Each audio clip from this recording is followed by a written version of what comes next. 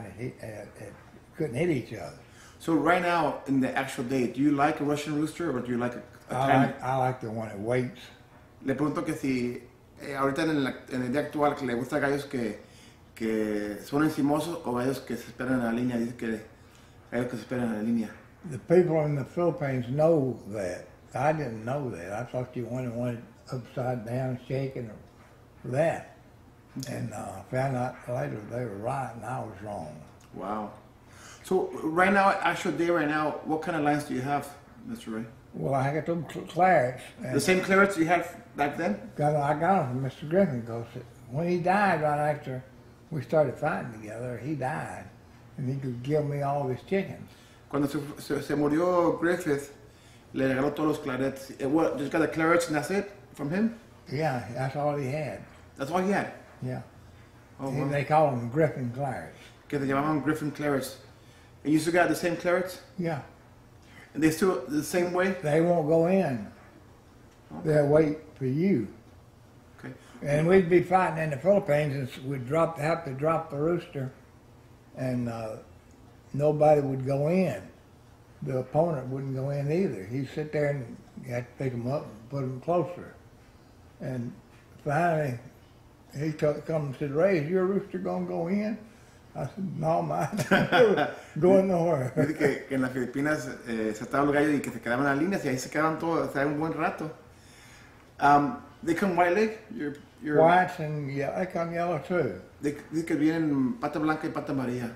But those are the best chickens that's ever been in the world. Mr. Griffin knows more about chicken than anybody. Dice que han sido los mejores gallos en el mundo para él, esos claretes. You still got them, you still got them the same? Yeah. Que todavía tiene estos. How much do you sell a trio for right now? I get $1,000 a trio. Los venden $1,000 for el trio. And cross stacks?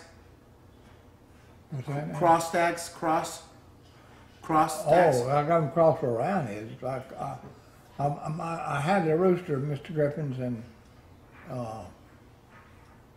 I kept waiting to fight him, and so I finally decided to fight him, and I went to Orlando. No, it's Lafayette, Sunset. Okay. So I took him down there. So they bet me a lot of money on that fight, and I couldn't cover it. Them people.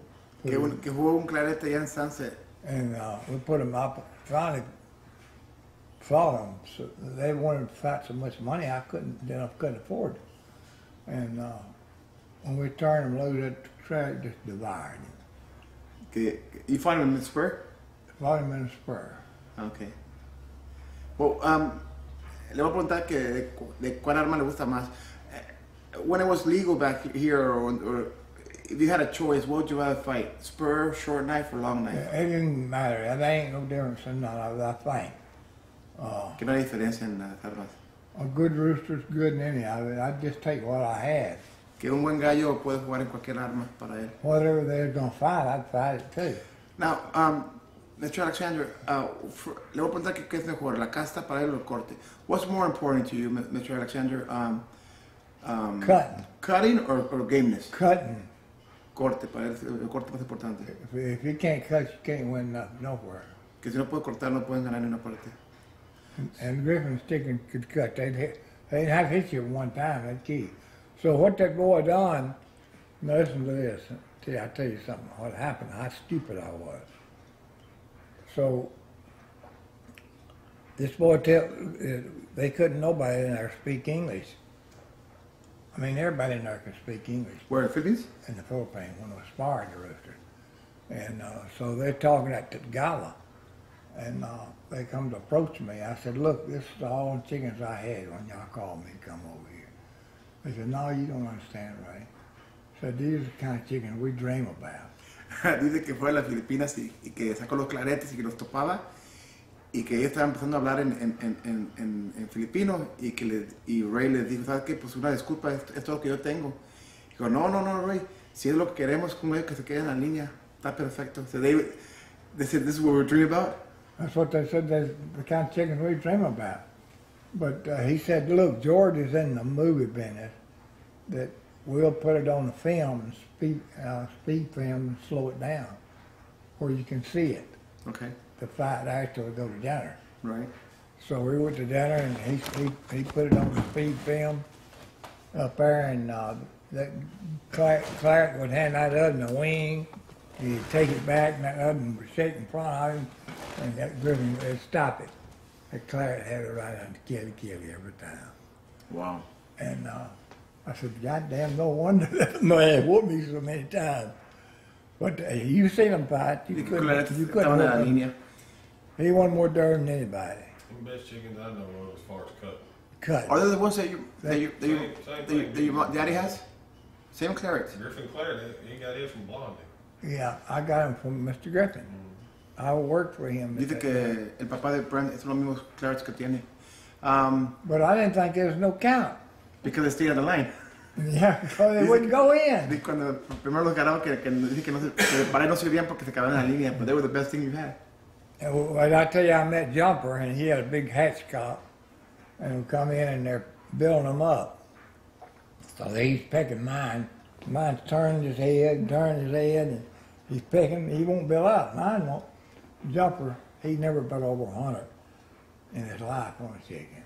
He went over and told his vet, said, the raised chicken's fixing to run off. Said, bet me 1,000 on mine. Dice que una vez estaba contra Jumper y fue una pelea contra él y estaban chillando el gallo y el clarete de Don Alexander no picaba y era la pelea contra Jumper y que Jumper nunca jugó una pelea más de $100 y que cuando vio ese Jumper, Jumper, dijo, ¿sabes qué? Jugaban $1,000 en la pelea. And what happened, sir? Well, we turned him loose, and mine diced him and killed him. And Jumper about to have the heart attack out there. So I had to get Doc Robinson in there to control him. Oh, really? Yeah, he done fainted. He done bet the 1,000.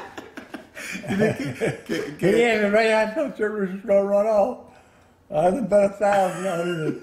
He never bet down his life. I said, that made it 6 times I fought this rooster. Dice que el gallo clarete lo esperó y se fue por un lado y que lo mató en un tiro y que Jumper casi le dio un ataque de corazón, tuvo que entrar un doctor para que lo controlara. He wasn't scared of that rooster. He just didn't want that rooster biting on him. And he's turned his head over, and he looked like he's fixing to run off, but when I turned him loose, that ocean come at him and he diced him and there he laid.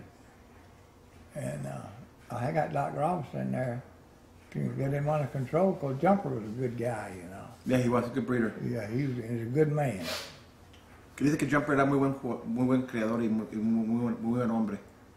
Who do you look up to? I mean, back then. Blondie. Que le dije que quién fue su mentor. Dice que Blondie Rollin.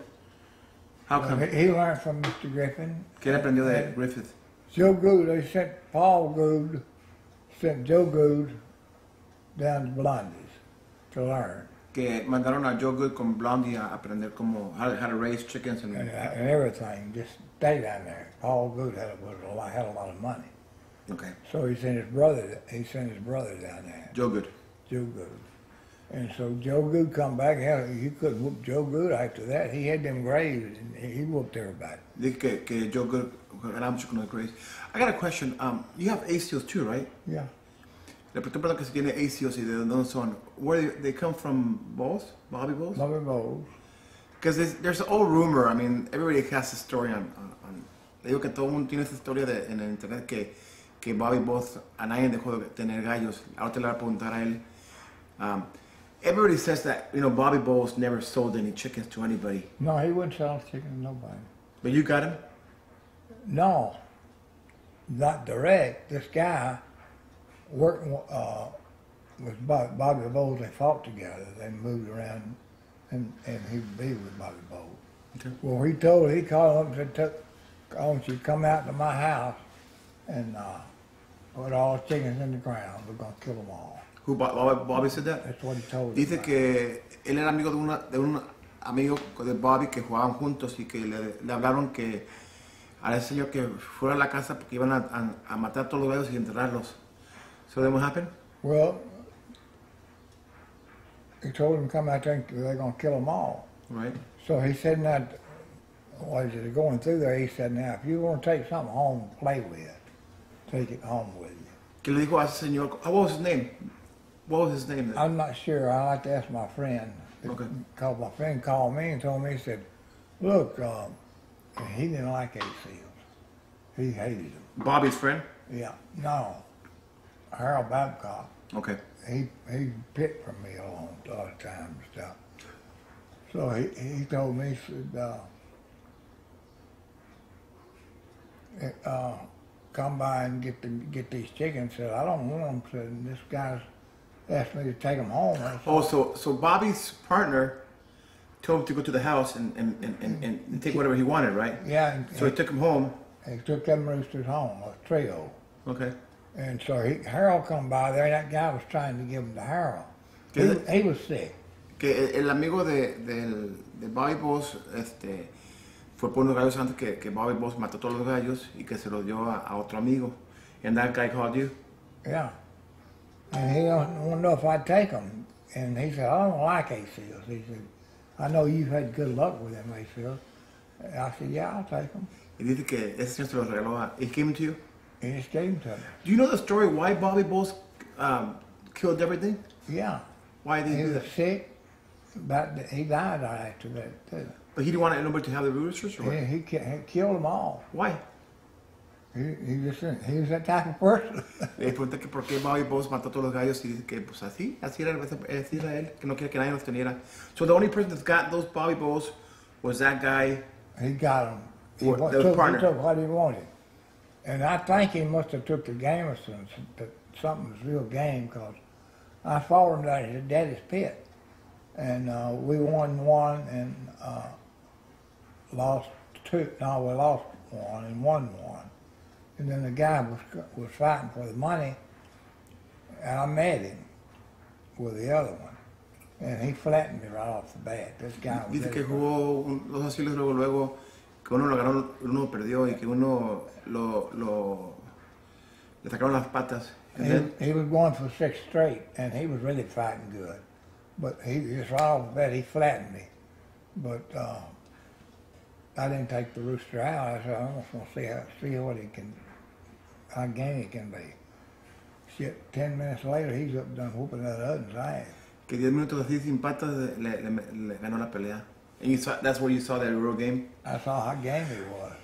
Somebody told Brett, who's that fight he fought against? That 5-hour fight? Or You remember when we was at Sunset and Scott fought yours in the short knife? Yeah, I thought And that fight back there in the drag pen went for about 3.5 5 hours and 45 minutes. que jugó una pelea de 5 horas con 45 minutos en navaja mexicana. What were you fighting that day? What kind of rooster was he? It was a hatch rooster. Un hatch. What kind of hatch? It was something I got from Harold. You still got him? Yeah. Que jugó un hatch y que duró 5 horas 45 minutos. You were there, Brent, right, for I that was fight? standing at the drag pit watching Scott pit him. He didn't have no head left or nothing. They asked where Scott was after the fight was over. I said, I'd look in the bathroom first. Dice que pregunta, Scott estaba para él. Scott who? Scott here? Scott did, yeah. Scott toda esa pelea. So you're behind. Brent said you were behind 20-200, right? Oh, yeah. The other guy was fighting damn good. Que iba contra, estaba 20-100 a perder la pelea. So 5 hours and 45 minutes in the drag pit. Yeah. Que 5 horas 45 minutos en la pelea. That's against Sammy, wasn't Yeah, it? in the short knife. Yeah, Against the Sammy short knife. Ramsey? Yeah. Sammy Farella. I mean, Sammy. Ramsey. Ramsey, era contra Yeah. Sammy Ramsey. He knows about chickens. And he done right in reverse what most people do. He would, everybody would get there on the ground and me and Harold was walking around out there, and Harold said, well, that man won't want to fight. And I said, that damn man wins a lot of damn fights down here. Who, Sammy, huh? Sammy. And he'd haul them from North Carolina down there, and they was white-headed. But the next day, he come out and said, he won't look that way the next day. He started putting out water to them. We would get chickens dry as hell. And, a lot of moisture on them, and we'd dehydrate them and dry them up. Right. but he's running it right reverse. He can real wet and then try him out. Right. Que dice que estaba hablando de Sammy, cómo ganaba Davis, que ellos sacaban un gallo y luego le metían humedad y Sammy le metía mucha humedad y le quitaba humedad. So which way do you think is the best way? You can't go against the Sammy, can you? That's hard. Dice que para él es mejor meterle humedad y luego sacarle la humedad, que para él es He'd mejor. be right in the money every time. He dominated Sunset for a long time. Yeah, he was the best singing man that I'd ever seen. He took me in there, and somebody was telling me how